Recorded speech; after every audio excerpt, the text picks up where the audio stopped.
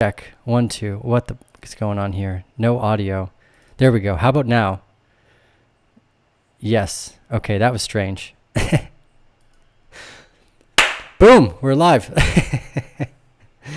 I was a little bit worried about that. I apologize for the no sound. Must have just disconnected this a tiny little bit when I pulled the mic over today. Good to be here with you in this bull market. I am long existence, ladies and gentlemen.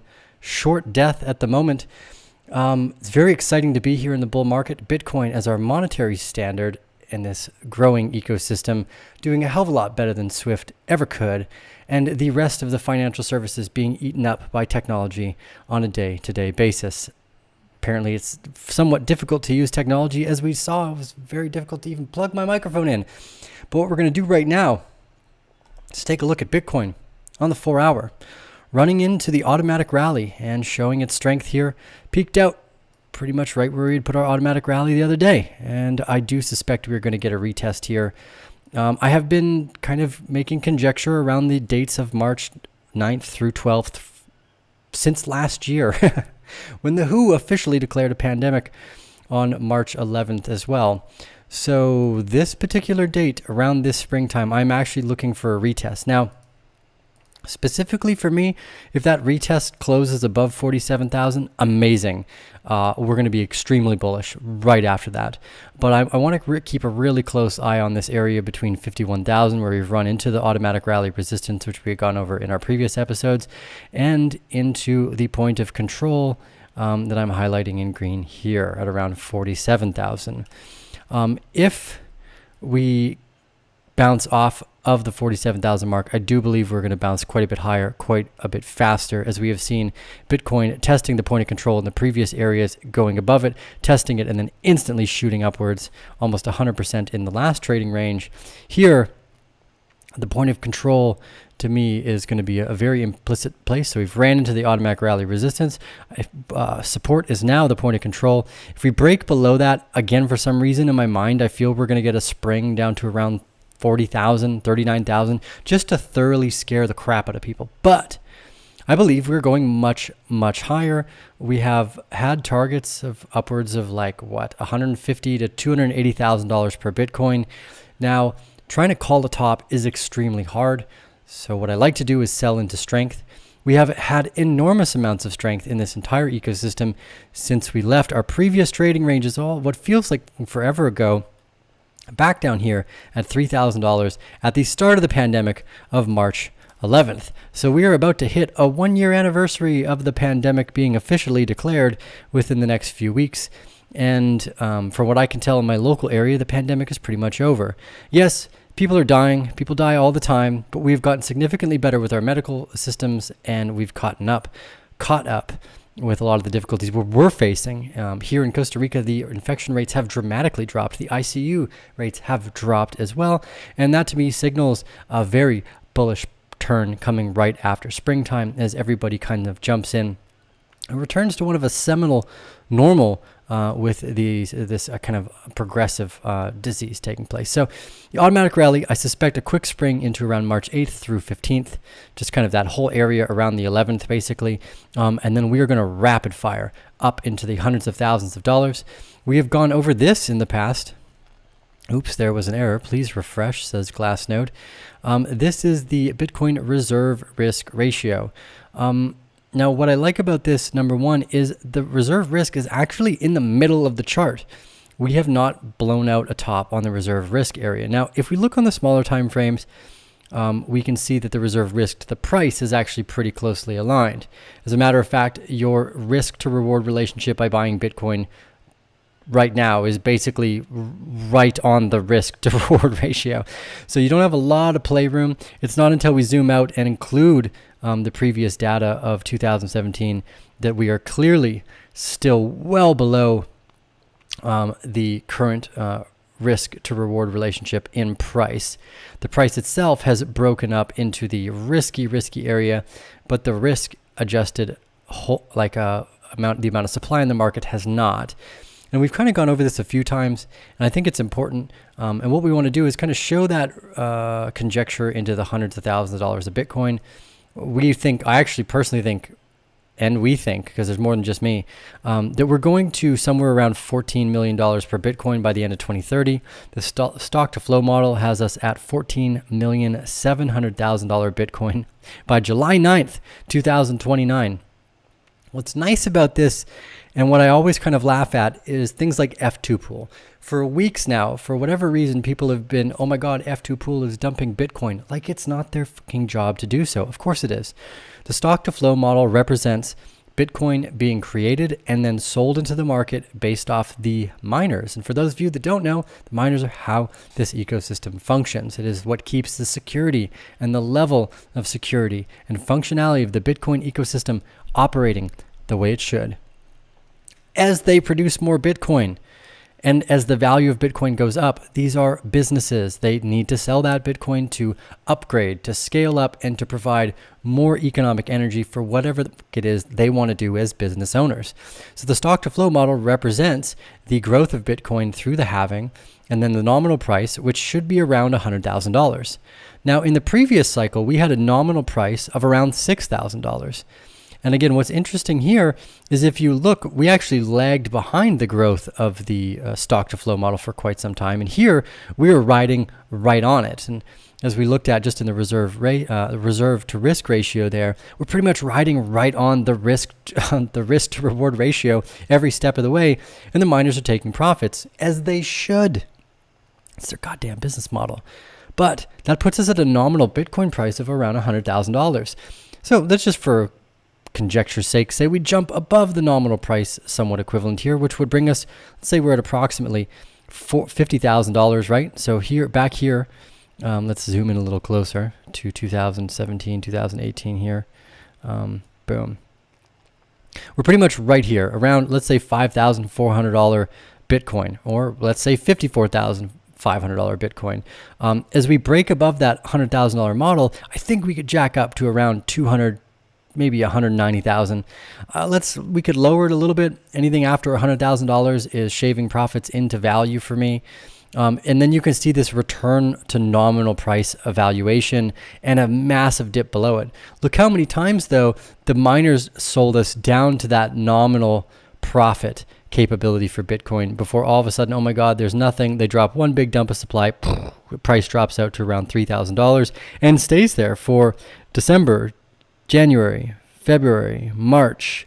And then just after March starts, you have the first automatic rally that brought us up to around $13,000. And again, we jumped up and above and hovered around this nominal Bitcoin price for the rest of the year, around $6,000. This is because, again, that's about how much it costs these companies that are mining the Bitcoin, keeping the Bitcoin ecosystem secure, to produce more Bitcoin. Yay, where most of the new supply is coming from. And on a day-over-day basis, that Bitcoin supply is being eaten up by some of the world's largest companies who are adding this to their balance sheet. Companies like Grayscale, Tesla, and many, many others. So right now, this move into $100,000 to me is very clearly an easy step. The move to $200,000 is going to be overbought in my opinion. And once the sell starts to take place, we're going to drop in so dramatic of a fashion. A lot of people are like, oh no, this Bitcoin cycle is going to be less dramatic because there's bigger players. No, not at all. Once the buying pressure decreases, the price drops quite significantly because the nominal value to create a Bitcoin should only be around $100,000 in the future. So anything above $100,000 is gravy train for these miners. And you have to remember that they're producing thousands of them per day. And if we look to the miner net position change, this is another kind of fun way to keep track of that. We can see, especially if we zoom in here a little bit more, well, look how many times miners sell all the time, because again, that's their business model. That's how they make profit. That's how they upgrade. That's how they continue to pay for internet, servers, accountants, assistants, whatever it might be. New gear, Ferraris, I don't know, whatever people happen to like these days. But look at 2020. We had only for 2 days out of this year so far, where the miners' position net change actually went up around 2,000 Bitcoin, and then they've been selling around 1,000 to a few thousand Bitcoin a day. Even when F2 Pool was supposedly dumping, it was only like 3,000 or 4,000 Bitcoin a day.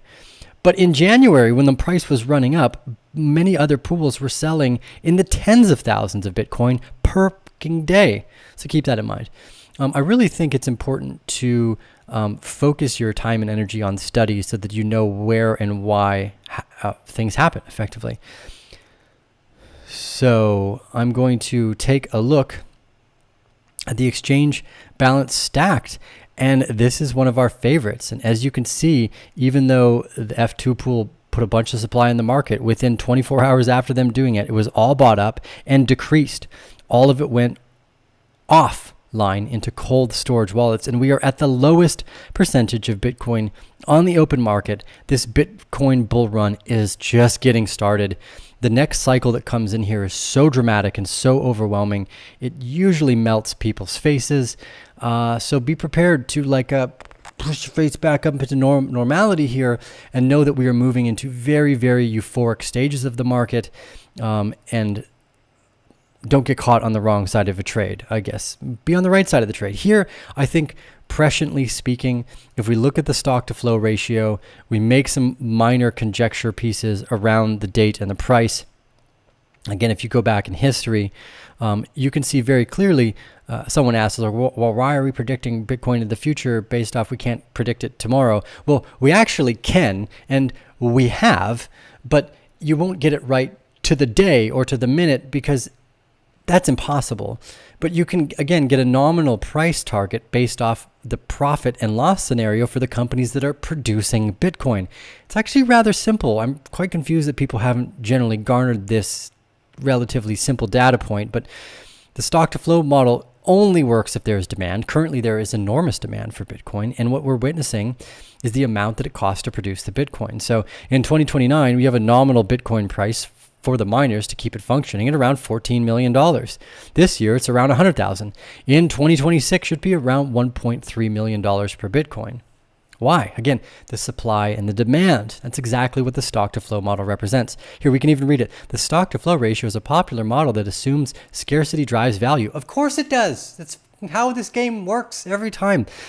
Stock to flow is defined by the ratio of the stock of a current commodity, in this case, current Bitcoin circulating supply, and the flow of new production, newly mined Bitcoins. Again, the miners.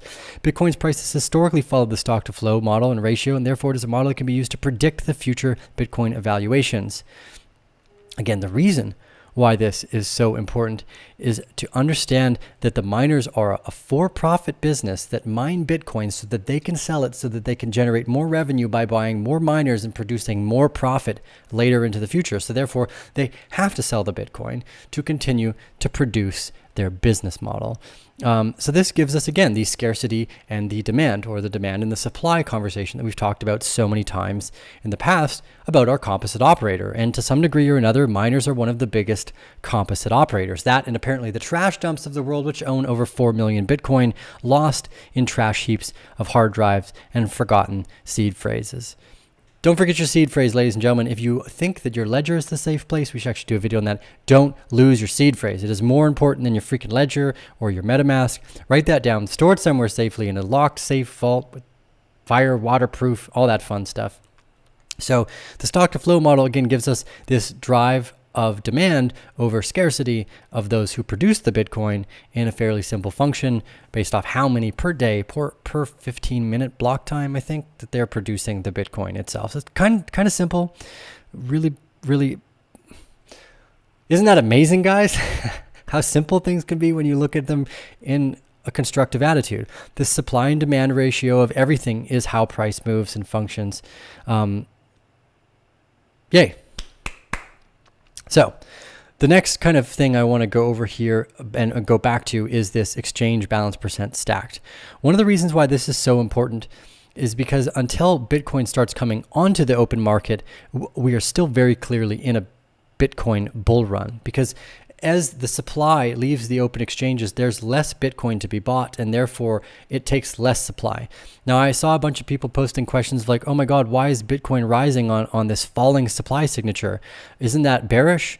And again, no, it's not. These falling supply signatures and rising prices are bullish in a bull market. The reason being is because you want that significantly decreased supply on a day-over-day basis coming into the market, because that way, if there's only, say, 5 Bitcoin in the open market, whatever the people want to sell those Bitcoin for, that's the price they might go for. But it will only take 5 Bitcoin to sell at that price for it to appear at $200,000 for that minute, or whatever that we get into the future. So understanding supply and demand is probably one of the first important things about understanding how the market in Bitcoin or stocks work. It has literally nothing to do with the earnings or the underlying fundamentals. It has everything to do with buying pressure and the limited supply that is available for the buying. Okay, next thing. Again, back over here, we hit our first automatic rally, bang, right into the top of the resistance. Looks good so far. I suspect here that we may actually hold at 47,000, but for some reason there's a part of me that thinks we're going to get a spring down to 40,000, 39,000 as the kind of final last shakeout and you to retailers who are like, oh my God, I bought it at 58,000 and it's down at 39, I should sell. Don't do that. Yes, you entered extremely late to the market. You should have entered way back here when it was 9, 10 grand. Like that was a very clear, obvious indicator. I feel that we are about to enter a bull market based off of the Wyckoff trading ranges and that we've been going over every day for the entire year so far. You can go back and look at all of our videos talking about those dates back when we were around 9 grand in the first accumulation ranges we had seen since the spring of the price.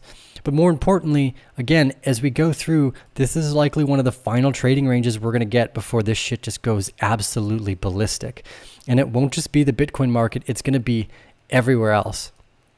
So if we take a look at Ethereum, again, I've mentioned this a few times, I wasn't super excited about the shakeout on Ethereum here, just because it went a little lower into the previous buying climax that we had seen. I was not a big initial fan of this shakeout. I still hold Ethereum. I just think that in general, a lot of the bigger players are looking at alternatives in general. And again, this was a big change of character. It was the first time we saw less supply create a deeper price spread. And that's always the first sign of weakness. Now, out of pure speculation, Ethereum, I think, could still go as high as like 8 grand. But I'm not going to be a long-term holder of Ethereum past $2,000. Anything past $2,000 to me becomes the same shaving points of profit.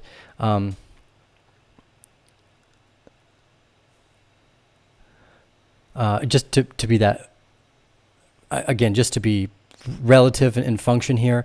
It's pretty funny. People like Travis Jansen, who tells me not to be mean to the new people. No, it's your damn fault for not seeing things that are undervalued in the first place because you don't know a damn thing about the market. So let me be honest with you, which is truthful and actually kind, because if you don't fucking know and someone gives you a ribbon because, oh, look, don't worry, I'll pat you on the back. You did absolutely everything wrong, but that's okay. No, that's not a good mentality, and I would hate having a teacher that did that. So no, you, Travis, that's how I feel about you calling me mean. Yep. Sorry, I mean, if you're a new investor and you get things wrong, you should know what you did wrong. And if you guys consider that truth harsh, you're a fucking baby and you probably don't belong here and you're probably going to lose money. And I feel sorry for you. So truth hurts, but it's actually kinder than being arrogant and patting you on the back and giving you a ribbon for your fucking failure. But clearly, if you do your homework, if you do your due diligence and you go through the process of studying and you take this moment to realize that you did make a noob retail mistake and you learn from it, then all the better. I don't need to pat you on the back and give you a ribbon for that as well. And if you never heard of Bitcoin up until now, that is amazing. It's almost like you've never heard of Instagram. I'm extremely, extremely impressed. Oh my God, there's Instagram and TikTok, ladies and gentlemen. Yes, the digital world has made millionaires. There are people who make millions of dollars on TikTok. You don't need to necessarily know about Bitcoin. So from the perspective here, what I want to get across is that if you're new to investing and you invested here, you did invest at pretty much the middle of the market cycle, which is great, right? Because you're here now. But the reason why that is because big players like to advertise the stock that they own by driving the price up and then selling it to you in the middle of the bull market so that they can make profits. Very, very important. So Ethereum, again, not the strength I would like to see out of it. Again, if you measure percentage from the shakeout to where we are today, around 20%, where with Link from the primary shakeout here, you have a 37 to 38% move back up into the first automatic rally from its shakeouts here. So I'm quite excited about this whole ecosystem, but I'm not confident in any way, shape, or form that Ethereum is a long-term player. Ethereum could actually survive just off CryptoKitties and the random NFTs that are on it, even if nobody used it for anything else in the future.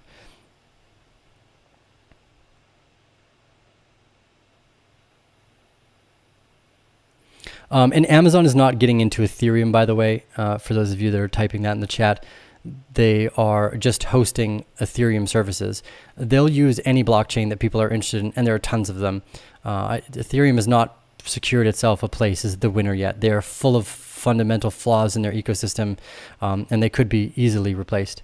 And again, Amazon is not using Ethereum as a blockchain. Please read the fucking articles, ladies and gentlemen. If you're just reading titles of an article, you're not doing homework. You're just reading titles, and that's usually a fairly easy way to get confused, because the title will tell you a number of things to confuse you. So I'm actually quite excited about Chainlink here. I've been a long-term fan. I think that oracles are extremely important in providing price points. Kraken was an extremely valuable insight to why oracles are important when you are looking at such thin liquidity on markets, especially even just with Bitcoin alone, not considering there's hundreds of other tokens here that are extremely illiquid. It's definitely important to recognize that the oracles have a really solid place here. Ethereum is not the only one that is fully decentralized either. Damn, guys, you guys need to do more reading. I really think you need to do more reading. The people in the chat, just do more reading. It's super simple. I don't know. I generally try to read like 10 to 25 books a year, or not try to. That's usually what I end up reading since around 2018. I read hundreds of more PDFs and blogs in the meantime. I think it's important. If you want to stay well educated, you got to constantly be moving your mind around. And although some books are significantly better than others, I definitely think just reading in general is a very healthy practice. I also read, and regardless of if I finish the book or not, if I get halfway through the book and I go, man, I'm bored, I just throw the book onto the next one, and I go looking for the next thing I'm interested in. Yes, okay, so the next thing. Avalanche is showing some nice strength around the point of the control here. Again, I'm very excited about Avalanche. It represents an entirely new stage of development in the crypto sector. For those of you that haven't done your homework yet, go study about what Avalanche as a consensus protocol has brought to the table. It is extremely valuable. Again, the adoption here, we're in the beginning of this market still. We are at a peak right now, or a part of a peak, where we can see what's going to happen over the next 10 years, but this is just the beginning.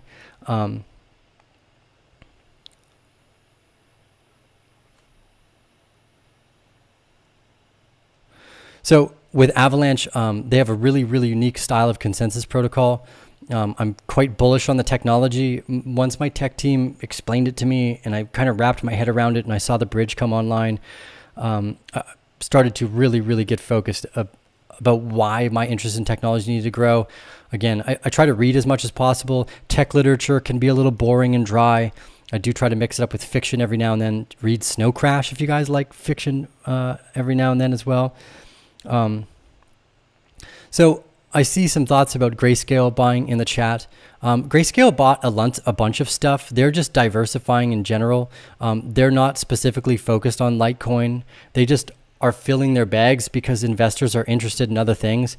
PayPal is not including Litecoin. They would maybe, like, they're not going to use Litecoin, just like you can hold Bitcoin in your PayPal account already. Maybe they will add a few others as a speculative driver for a ledger system. But I don't think that Litecoin provides anything specifically of value, not that I've seen yet, especially when you have so many other players on the ecosystem. Whether PayPal adds Litecoin or not is almost extremely irrelevant to me. The more relevant thing is that, okay, well, yay, new retail investors, but it's a small holding for Grayscale. Like if we use that and we kind of use that as a jumping point, Grayscale holdings right now. Let's see, Grayscale Bitcoin Trust. Is this just the Bitcoin Trust? It is. Okay. Diversified, all products. Okay, here we go. This should be able to show us all products for February. Okay, so the Grayscale Bitcoin Trust is sitting at $22 billion for Bitcoin right now, $111 million for Bitcoin Cash, $4 billion for Ethereum, Litecoin at 174 million. Okay, just keep that in mind, guys. $174 million for Litecoin, and they have $111 million for Bitcoin Cash. Neither of that is very exciting to me. Again, when you have $22 billion of Bitcoin, that's not even a fraction of their Bitcoin holdings is what they have in Litecoin. They are starting to diversify as well. We saw Link, a few others that they were adding. Horizon, again, the Horizon Trust is at around 20 billion.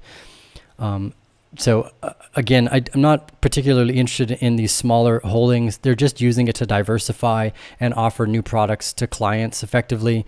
But you can see the majority of that holding is in Bitcoin at a whopping 22.9 billion, followed not even closely by Ethereum at $4 billion itself here too. So keep that in mind. It's pretty easy to, again, to find this stuff, guys. Just a little bit of homework will go a long ways. Currently managing $27.7 billion, so 22 of that in Bitcoin. So I'm not particularly excited about Litecoin. Again, we've looked at it in the past. Its growth has been mostly driven by retail. Not to say that that's a bad thing. Bitcoin's growth was driven by retail as well. I think what we've learned from the GameStop idea is that people are very good at what they do. It doesn't matter if they work for hedge funds. And if people start collaborating, big things happen. Bitcoin was pretty much born on the back of retail investors like myself. People that found interest in it, didn't have a shit ton of money, but at least had enough to keep a decent amount of Bitcoin going the whole time. So that's very, very important to recognize. M-Stable, another one I'm really interested in here, mostly because Tech Team tells me to be interested. We dropped below, and if you look at the previous video I did with Baloo today, we talk about some of these returns to nominal pricing based off the SOS and the backup phase. We've seen this a bunch of times before. I took my first entries here at around $2, $2.80. So it's a little slow on that, or a little late on that entry, especially because Tech Team told it to me way back in September, October over here. Either way, around the same nominal price point. So nonetheless, good job, TO, on being lazy and basically getting the same price had you bought it the day Tech Team told us about it. Anyways, different story. Not financial advice. Do whatever the hell you guys want. That's really my personal conjecture. Theta was another one that I really liked here, mostly because the trading range, we had gone over it in our private group a bunch of times. It's had 2 consecutive really beautiful reaccumulation ranges. This one in the more recent past has had a huge show of strength here, shooting outside of the box at almost 80% so far. Even its correction, although it was deep and volatile, again, I don't suggest you play with leverage with any of these things. So the 30% depth of retracement here, you're definitely watching a lot of strength in Theta. Again, really interesting to see how all this technology progresses over time. At the end of the bull market, though, in my venture cap bag, the goal is to have none of my initial in there and let everything else ride. I don't like to think myself smart enough to know the top or the bottom. So once I build a bag and I remove my initial, I basically just walk away.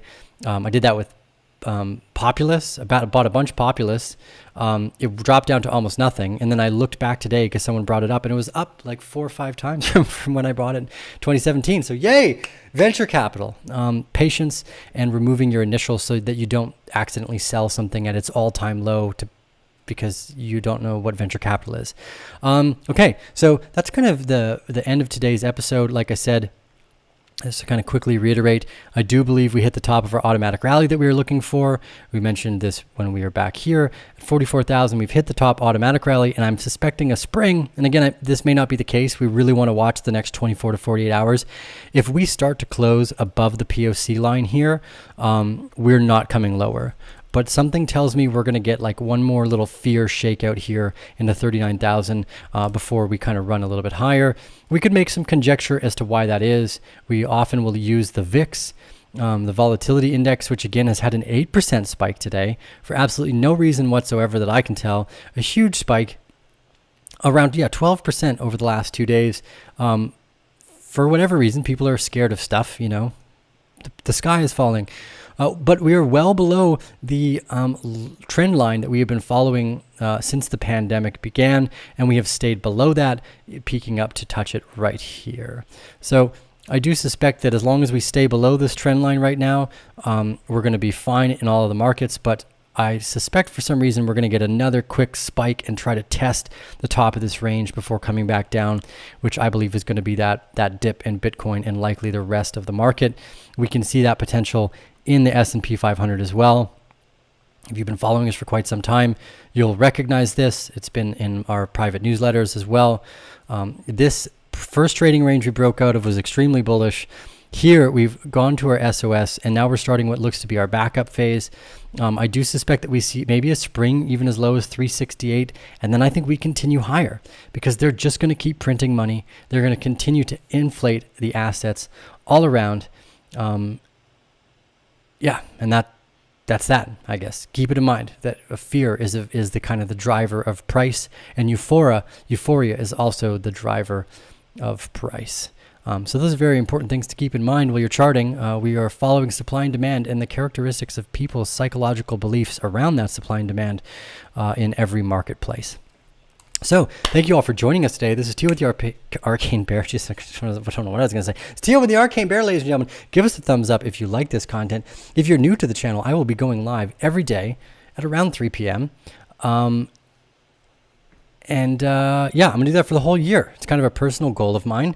Thank you for everyone who has subscribed and liked. For those of you that want to join the private Bear Den, you go ahead. We've had great growth with that so far. Even had to double the price just to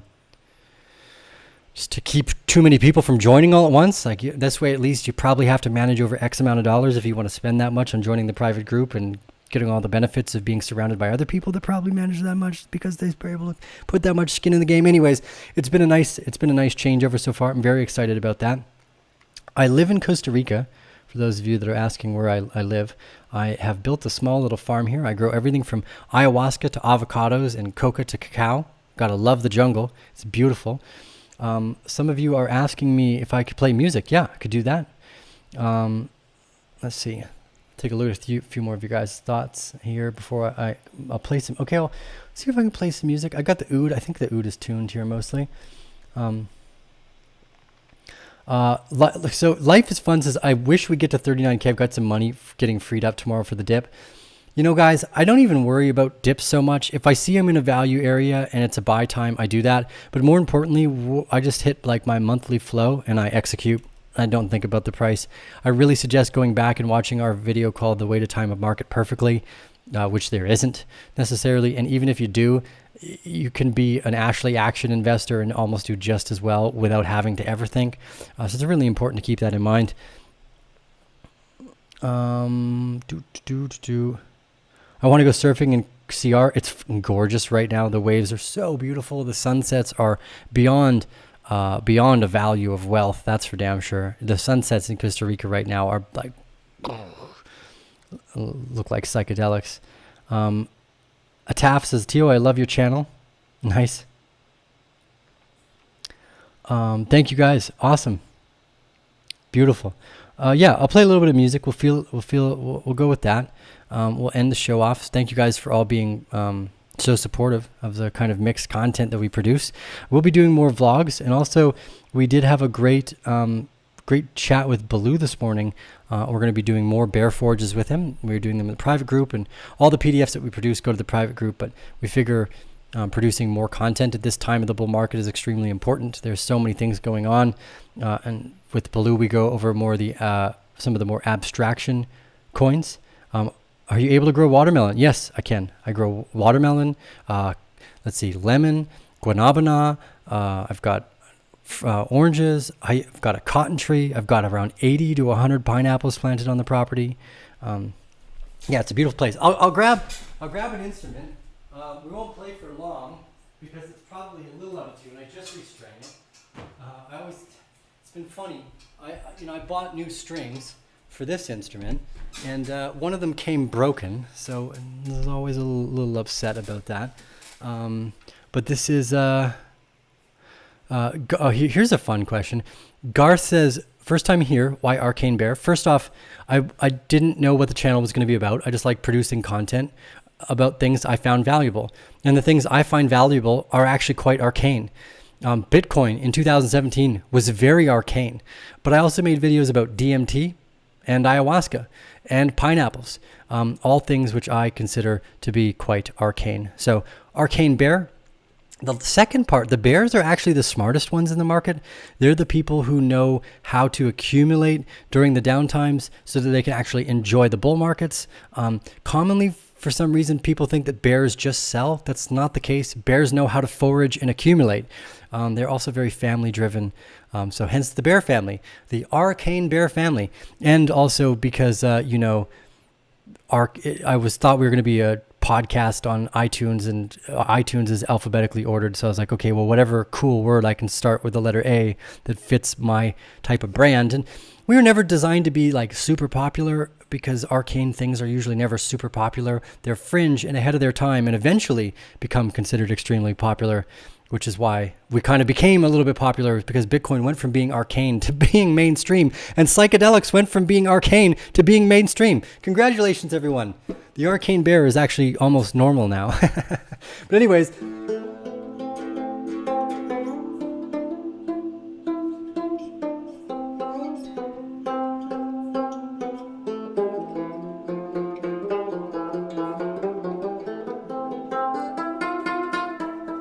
yes, that's right.